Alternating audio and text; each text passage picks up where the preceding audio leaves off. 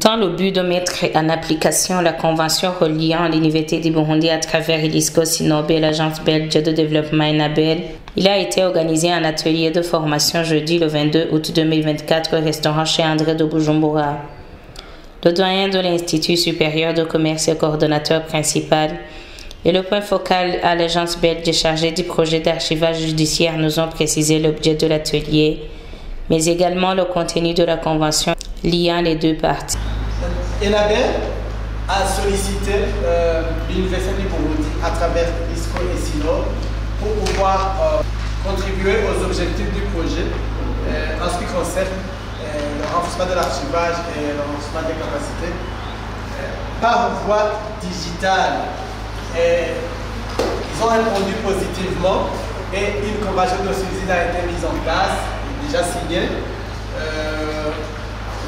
à hauteur de 113 000 € pour pouvoir mettre en place ce genre d'activité pendant 12 mois.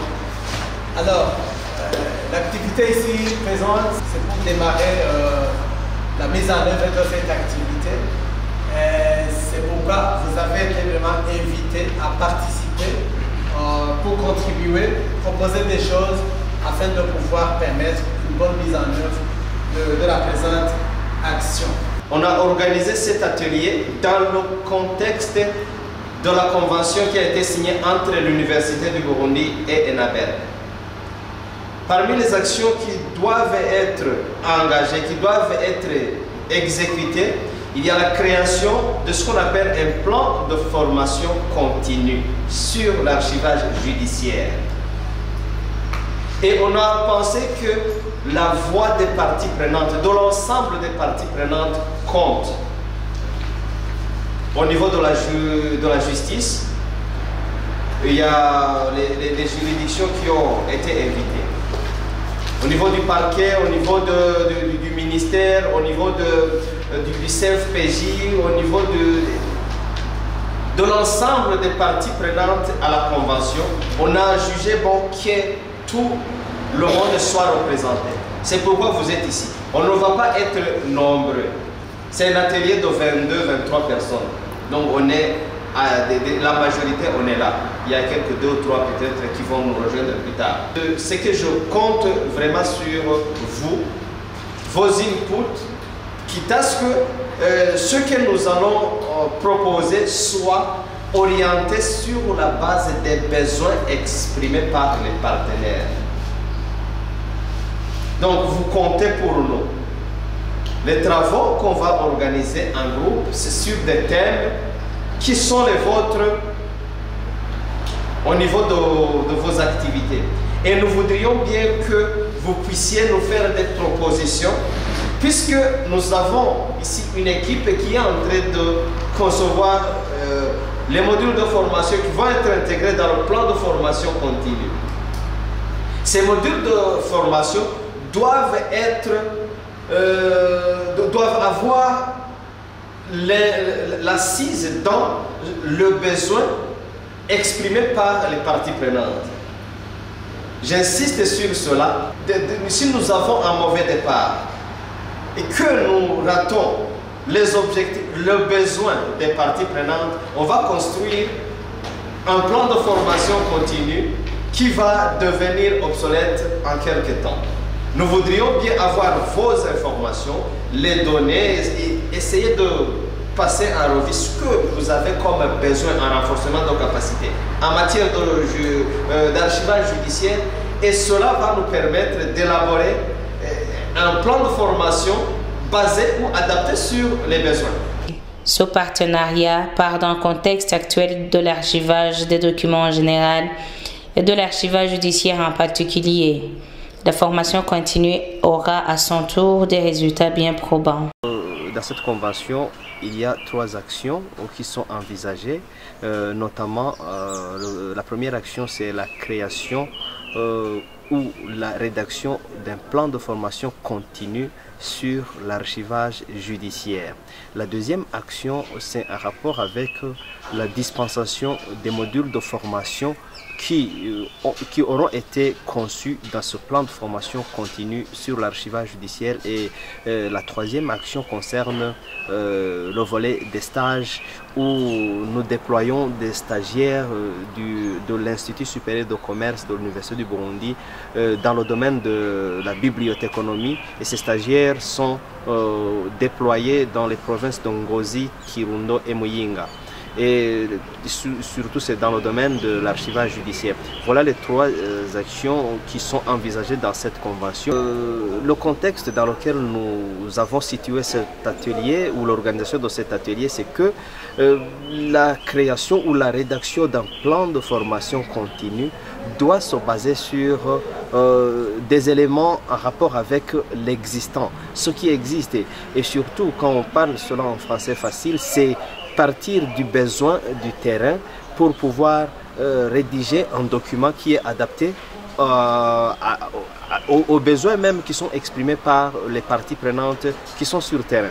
C'est pourquoi nous avons convié à cet atelier l'ensemble des parties prenantes au niveau des juridictions d'Ongozi, Kirundo et Muyinga, mais aussi au niveau du CFPJ, c'est le centre de formation professionnelle pour la justice, mais aussi les cadres du ministère de la Justice pour pouvoir avoir leurs idées, contribuer à identifier quels sont les besoins en termes de renforcement de capacité en matière d'archivage judiciaire.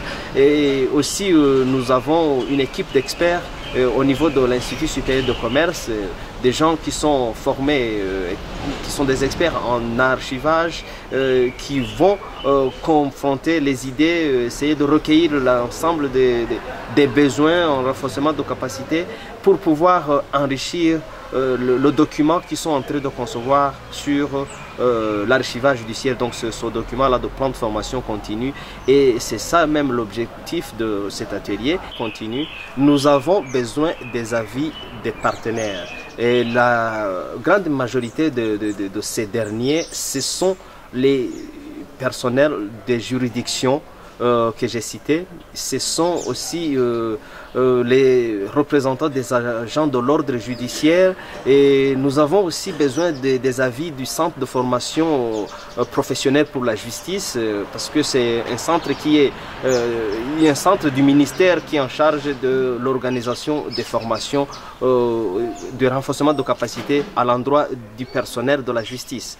Et nous avons aussi besoin bien sûr de nos partenaires, notamment les experts de l'Université du Burundi, mais aussi Enabel qui nous appuie aussi techniquement et financièrement. Et c'est l'ensemble de ces acteurs-là qui vont donner leurs avis par rapport à ce que nous pouvons envisager comme formation continue, et nous allons mettre en place un calendrier et des actions et puis des indicateurs de suivi et évaluation, et ce plan devra être présenté au niveau du ministère de la Justice pour être validé afin qu'il soit mis en place.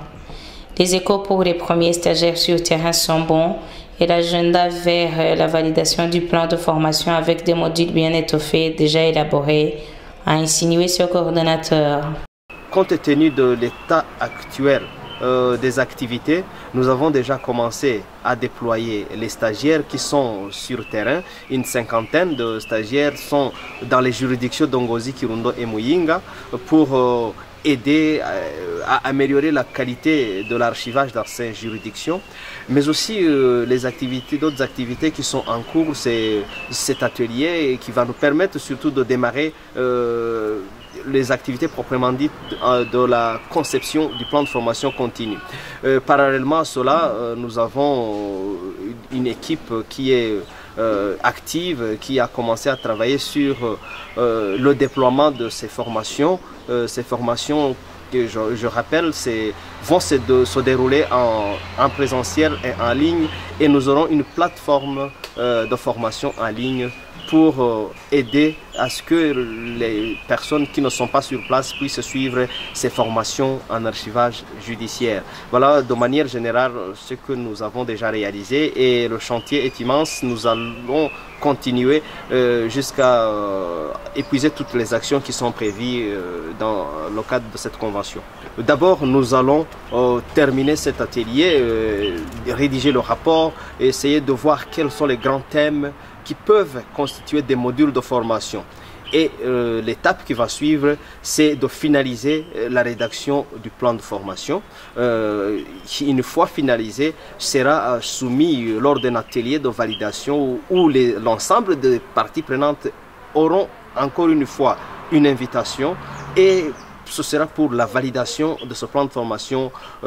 S'il y a des amendements à faire, on les recueillera et puis on présentera le document qui est le livrable attendu dans la première action.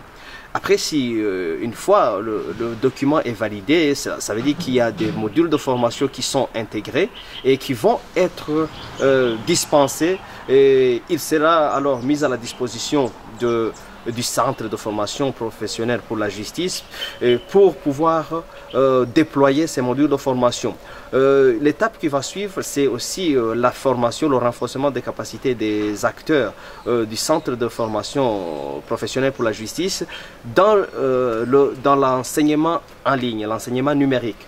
Et une plateforme a été déjà développée et la plateforme sera parallèlement peuplée de ces modules et on aura des formations qui vont être organisées selon un calendrier qui aura été élaboré dans le plan de formation.